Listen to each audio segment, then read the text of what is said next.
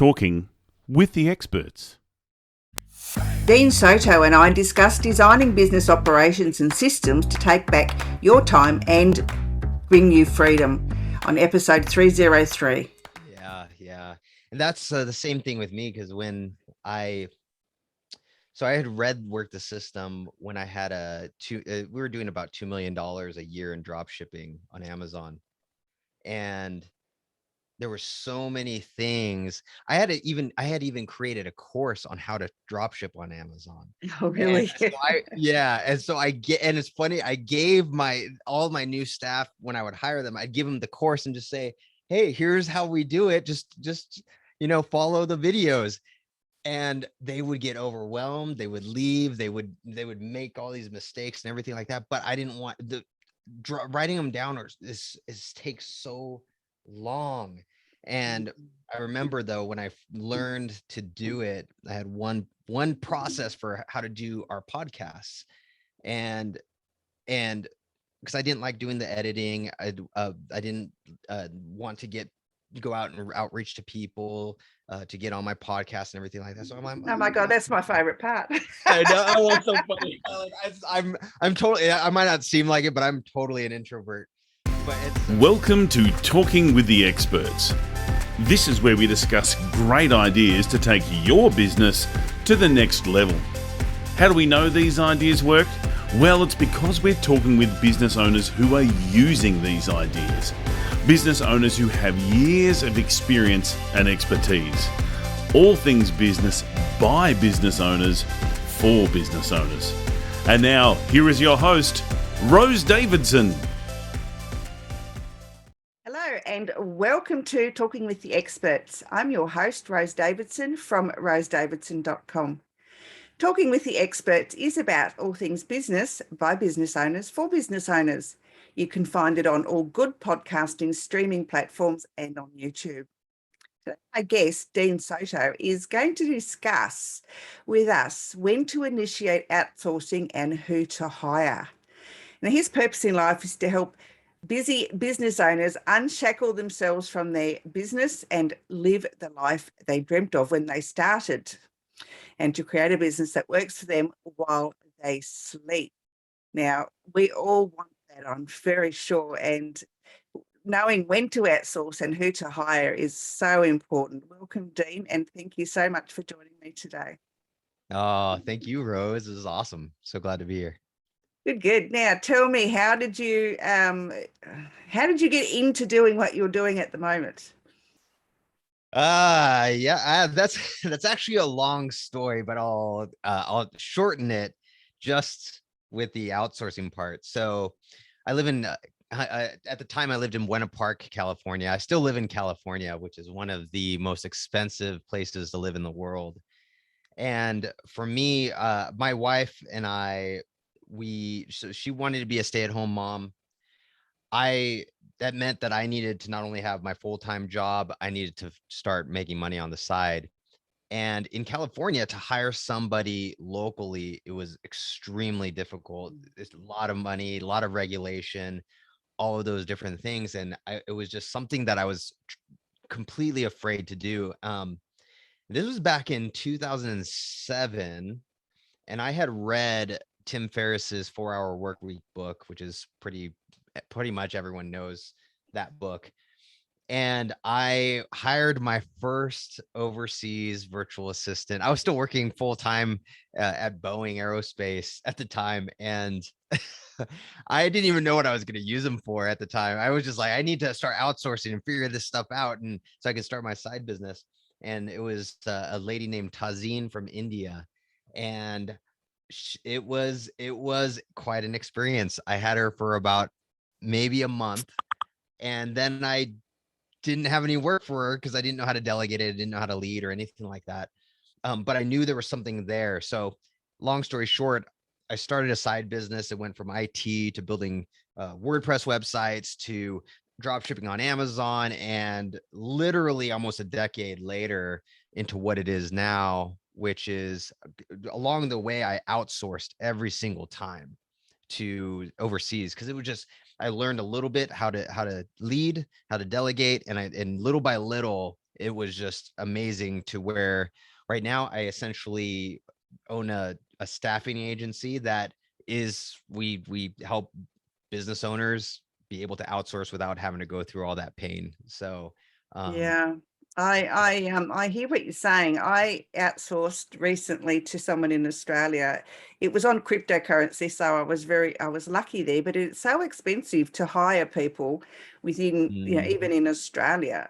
I know we should be hiring people within our own countries because, keeps the money here and all of that sort of thing, but it's so expensive. And when you're to that point in your business, when you need to outsource something, it is often cheaper to go overseas to India or one of those other countries, because it's far cheaper. it is, and it's unfortunate because I was just talking with someone the other day about here in California. It to hire someone here, especially now with inflation the way it is and so on.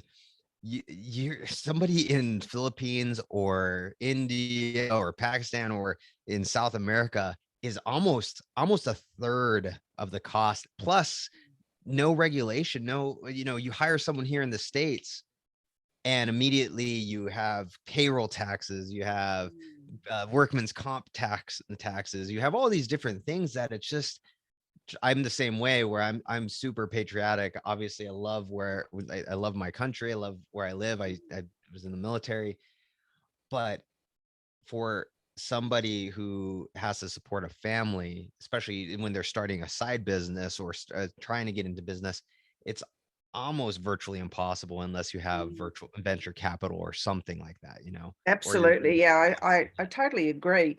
And you alluded to, being able to lead and learning how to delegate. And that is highly important, whether you're outsourcing or whether you're, leading a team. However, when you're working with someone that's from overseas, how do you go about, building those skills up? Yeah, that's a great question, actually. That's something that I struggled with for a long time. And it really wasn't, there was a turning point, and it wasn't that long ago. It was probably about 6, 7 years ago. Well, that's actually a long time. Some people are like, I don't want to take 6 years, 7 years to learn this thing. But I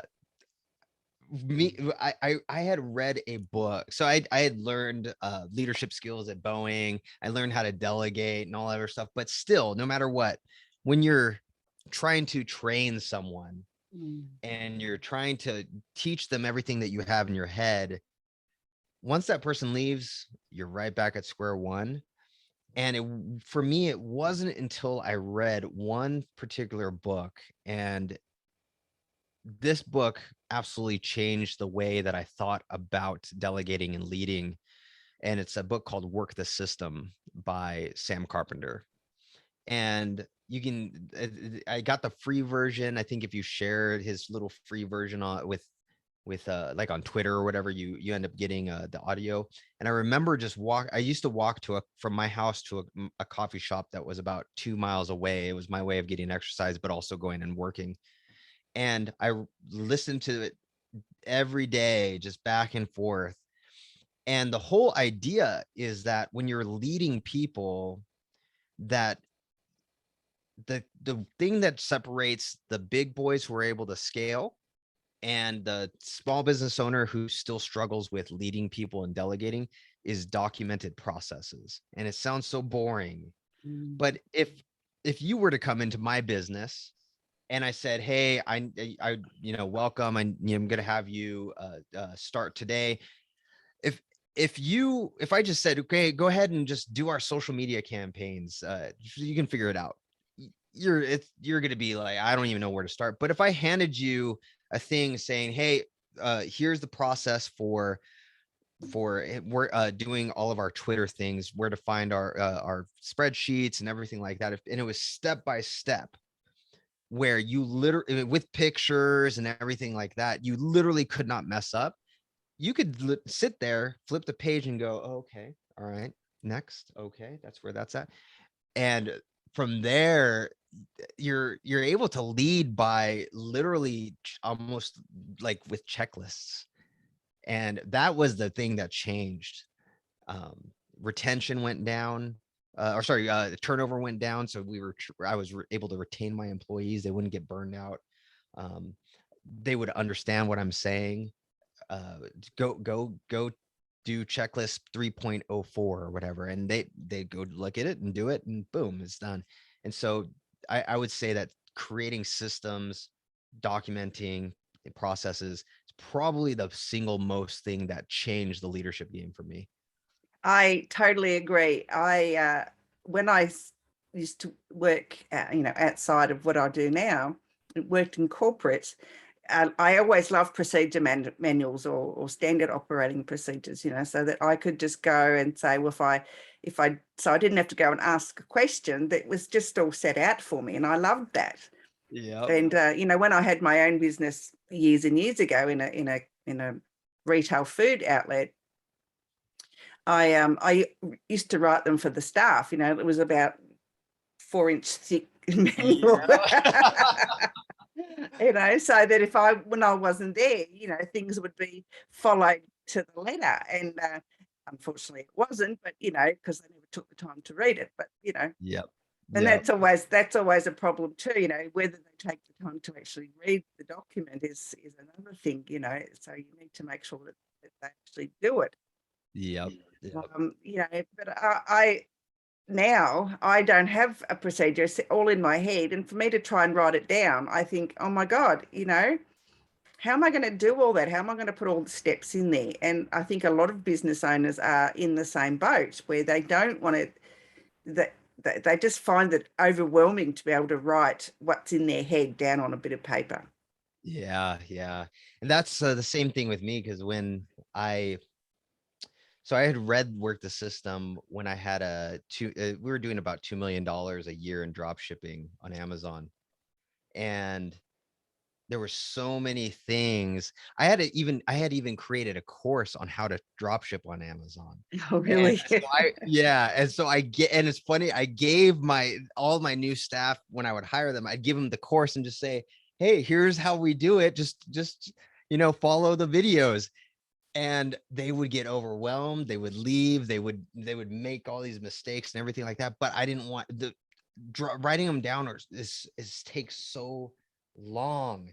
And I remember though, when I learned to do it, I had one process for how to do our podcasts, and because I didn't like doing the editing, I didn't want to go out and outreach to people to get on my podcast and everything like that. So I'm like, oh my God, that's my favorite part. I know, it's so funny. I'm totally, I might not seem like it, but I'm totally an introvert. But it stresses me out. So I'm typing this thing out. It took me 2 days to finish, and then seeing it, I handed it off to one of my guys, and they started doing it. I was like, this is so cool, because they were actually able to follow. But it was 2 days for one podcast process, and that's nuts. And so one of my mentors, he had showed me, and it's actually what my business is built on. He showed me how to, which is funny, he actually works for me now. He showed me how he does it, which I'll give you the secret sauce right now. It's really cool, and you can implement it right now. It's so much easier to do video, right? You can get on a screencast. You can say, hey, this is how we do our post-production of our podcast, or this is how I do. You can get on screencast, and it can take 5, 10, 15 minutes to go through step by step on something. Well, he basically said, okay, well, this is how I do it, is I do the video, and then I have my outsourced team document every single thing that I said, take screenshots of the video in every single step. I spend 15 minutes. They might spend 5 hours, but I'm only paying them a fraction of what I would pay somebody here in the States. So that at the end of the day, I spent 15 minutes, and now I have a full-on process. And they don't even need to have access to whatever it is you're showing them, say it's QuickBooks or whatever, because they can just take a screenshot of the video you sent and say, click here, do this, do that, do that. And so once I learned that, the game changed. And so now when there's an update to a process that, because maybe a user interface change or whatever, I literally just go on, say, okay, here's the update to our podcasting process. First thing you do is this, and then this, and this. Then they document it, they go and document it. And now you have a updated process. So That's a good idea. Yeah, I used to when I was in corporate, I used to do procedure manuals. It was one of my tasks, and I used to take screenshots of everything and put it in the document. That's what made them so huge. so good. We didn't have video back then. It was a long time ago, Yeah. when Noah was a boy, but So funny. but yeah, so I used to take screenshots of everything and include that photo in the procedure manual because they could actually see exactly what it was supposed to, and had all arrows pointing this way and whatever. So yeah, and it was really good because people could follow on from the job that I was doing because it was just documented there for them, and it was visually there as well, so it couldn't really get stuffed up. So Exactly. And that's the biggest difference between what most people do. The fact that you did that, to me, that's like the top tier of procedures, because literally you can give it to your grandma or to somebody and they're not going to mess it up unless unless it's not an updated process and the user interface is different or something like that. They literally can look, it says click the button on the top left that says this, and they look, oh, that's the button right there. Okay, boom. Yeah, I made it so a monkey could do it. So there you go. Yeah. And that's where delegation and leadership comes, where it becomes so much easier because they don't have to read your mind at all. And like you said, when you say if you're out and one of your coworkers, in your case in corporate, you're out, boom, here you go. You don't even have to ask me any questions. Here it's black and white. It's very easy to see what to do, and you can leave and not have to worry about getting called by the boss. How do you do this? Absolutely. That's how I used to operate. But now that I'm, a solopreneur, I don't do that. I just keep it all in my head. And I know soon I'm going to have to outsource because I've become so busy. Yeah, it's hard because and that's why I did this, because like all of our, we call them virtual systems architects, all of our virtual assistants, which they're trained to do what I said, where you can give them a video, they'll document it, and then they'll actually do the task as well.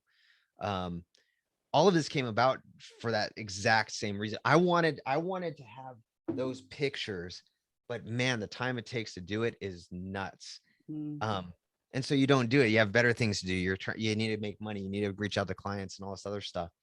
But once it's, oh, I just have to take a video, or I just have to, you can even do an audio if you wanted to, but just take a screencast and do this. It's 5 minutes out of my day. No problem. And you're going to do it anyway. That's what I always tell people is you're going to do it anyway. So just talk through what you're doing, let them document it, and then move on. So, what people don't realize though, Dean, is that, the process, it might take you 2 days to do a procedure manual, but in the long run, it really does save you a heap of time because you haven't got people ringing you and interrupting your day. So you've got more opportunity to work on your business rather than in it. And you've got more time for the work balance of family and life. Oh, for sure. It's you're building an asset that's literally making you money or saving you a ton of time, which in both cases, like you said, you're spending more time with family, or you're able to back off, maybe reach a couple more customers or do strategic partnerships. And you're exactly right that those 2 days, if you count how much time you spent doing that task for a year, it probably equals maybe a month's worth or more. And this is just one task, months worth of actual work when you could have just done buckled down for 2 days, document it all, and now you never have to do that task ever again, Absolutely. Absolutely. And uh, it's an asset if you want to sell your business too, because, yeah, for sure. if they buy the name as well as the business, Mhm. then everything remains consistent. So it actually becomes a business asset. Yep, exactly. And that's it's really the only way where you can have a business that's running without you while you sleep. As we're talking, I'm looking at one of my emails that came through, and it's one of my guys invoicing one of my prospects, and I, I haven't invoiced a prospect in like 4 years, and I'm able to talk with you, build a new relationship, a new friend, that that wouldn't have happened. I would be like, oh, I need to invoice this person, and there would be no time for any of this. And that's where your business becomes that cash flow passive income asset that can be sold to somebody else, because nobody wants to buy into a job where they know they're going to spend 40, 50, 60 hours a week. They want to buy something that's making money, and literally they don't have to do anything. And that's where those Absolutely. so Absolutely. Absolutely. so I know this was all about outsourcing and everything, but to me, this is I've eh, where people fail with outsourcing just in general is always they don't have a process. They want people to uh, kind of read their minds. Yeah, and that's you can't do that. And there's always the language barrier as well. Hmm. If you get people from overseas, but I mean, even people that work in your own country, you may get, a refugee or someone that it's English is not their first language, Yep. and and sometimes instruction or can be misunderstood because of Yep. language barriers, or just a misunderstanding in the written word, because sometimes writing is not as good as face to face, Hmm. because you think you've got a certain tone in the email or the letter or whatever, um, and you know what it's supposed to be, what the tone is supposed to be, but it's misunderstood by the receiver because they don't know what you're thinking when you've written it. So they Yep. might get all upset because they've perceived it differently than what you intended. Totally. And I've had situations like that where my guys, prior to doing the processes and things, where my guys thought I was pissed off at them, that my guys thought that I was so mad at them. And I was just simply giving a direction. And you're exactly right. If this is where, if it was a process, I could just say, hey, I need you to do this particular process. They go through it and see what they need. And if they have any questions, they can ask questions. But there's so much that's lost. There's so much that's lost even in video, because they're constantly having to stop it, stop it, play. I actually just did. Oh, I got Hyrus. I got Hyrus, which is like a advertising platform for tracking paid ads, and they have really, really good documentation. But some of parts you need to kind of watch the video. And I found myself stopping and starting and stopping and starting, and oh, this Facebook ads, oh, that's not there anymore. Okay, and there it can be easily lost unless it's pictures, writing, boom, boom, boom, boom. Um, there's nothing that replaces it. I mean, the Yeah. fact that you have made your procedures like that, knowing that anybody could do it, that's exactly to me, that's the epitome of having a foundation so that you can lead people the way you want them Yeah, I to was lead. always told that they were too comprehensive, and I thought, well, if they're not they're too, nothing can be too comprehensive. But I mean, really, it was just step by step. As I said, a monkey could do it. Yeah. That's how in depth it was. Well, to that, like when I was working at Boeing, they would do procedures as like part of the annual kind of annual review.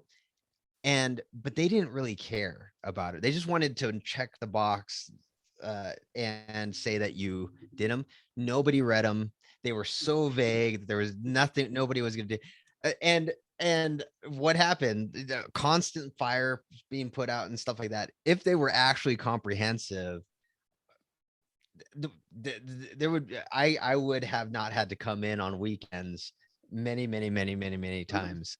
But yeah, it's when they are comprehensive like that, that's really the epitome of being able to have a business that works without you, because then you can bring anyone in. Like literally I could bring in my wife or even some of my kids over here who my oldest is 14.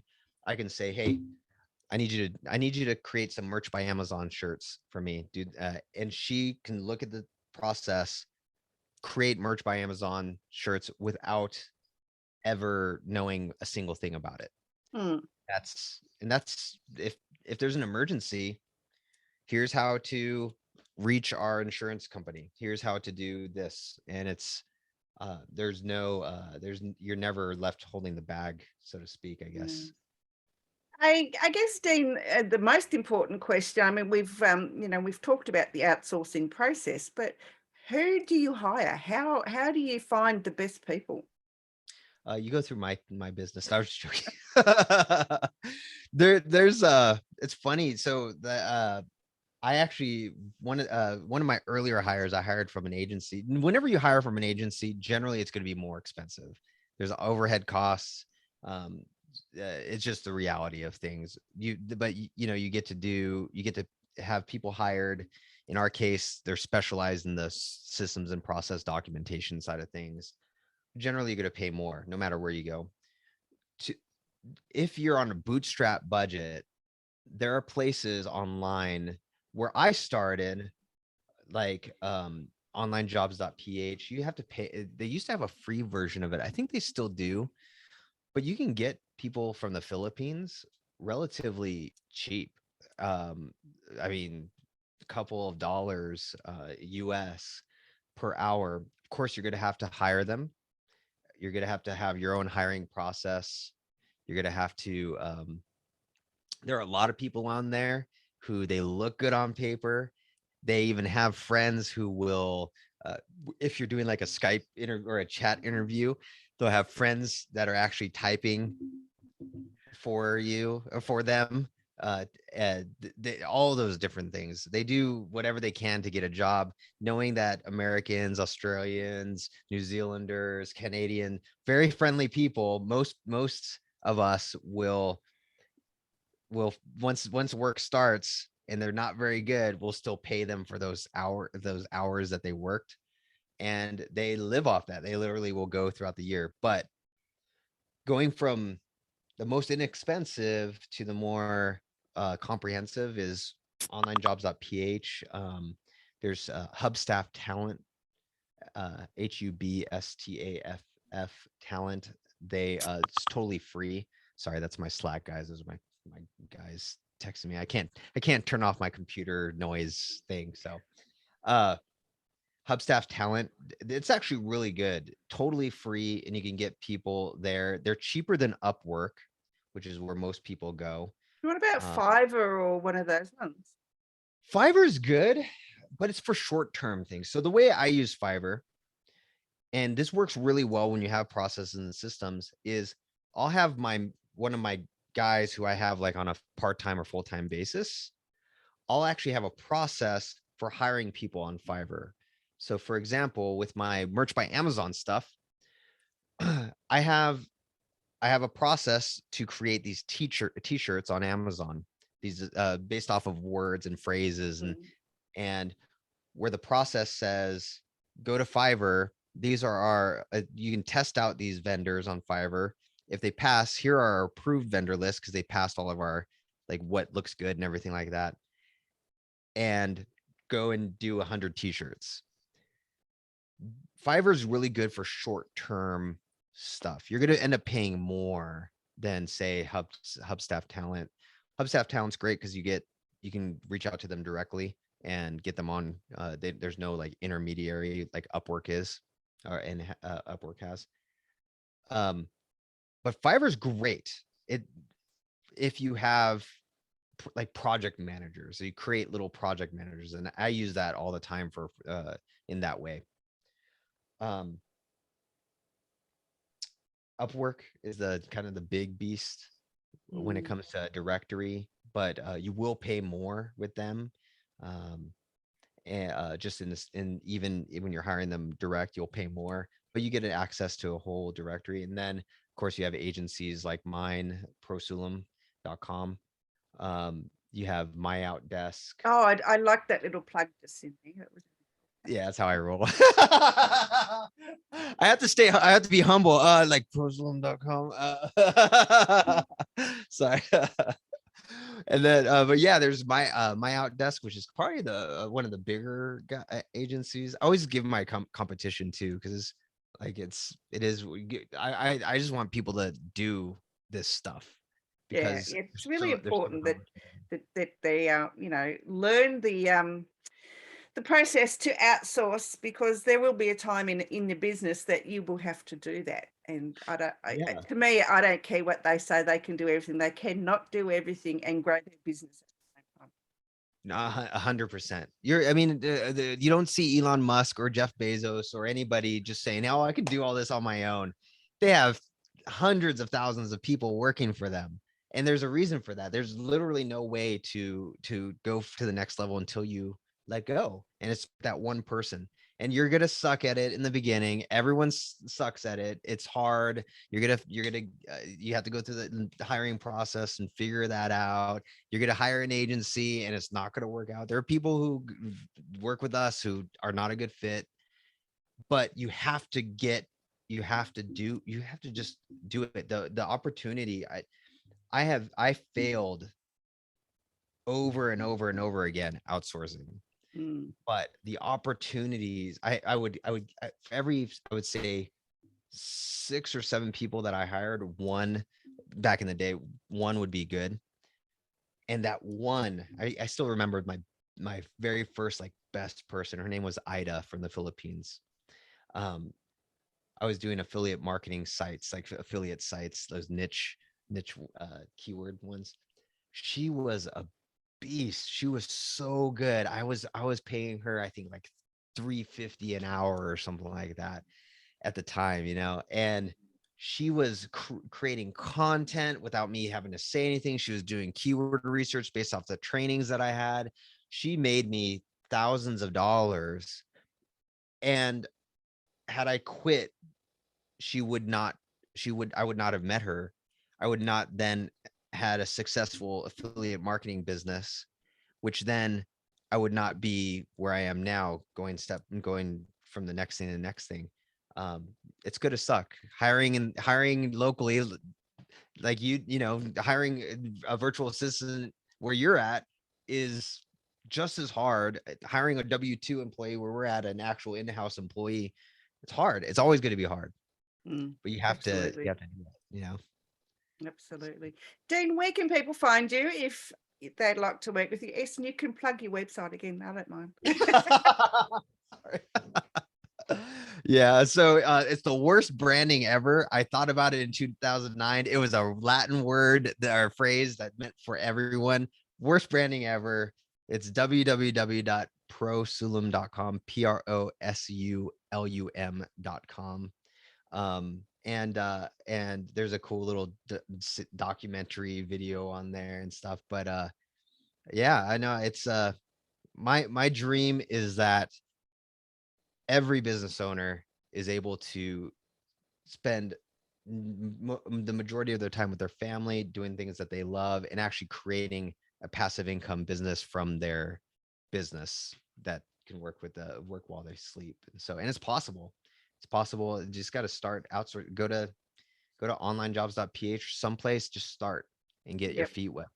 Yeah, it's the starting though, is dipping the toe in the water.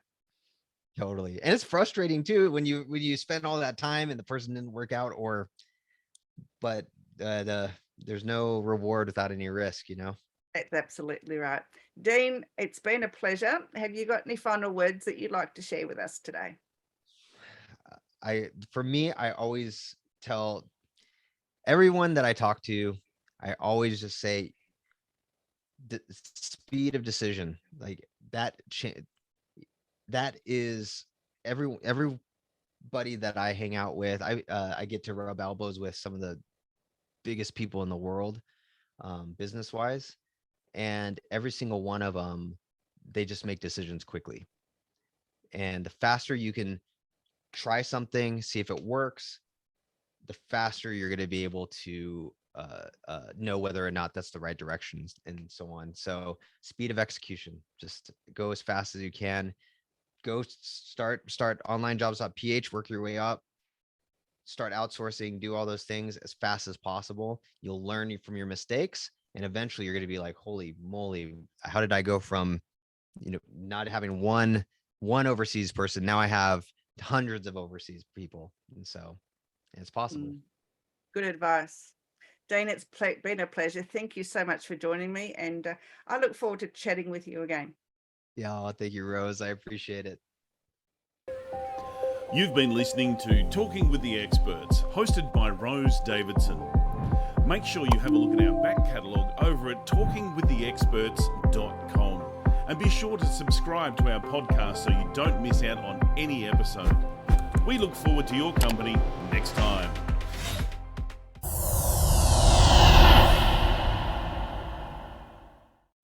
Talking with the Experts.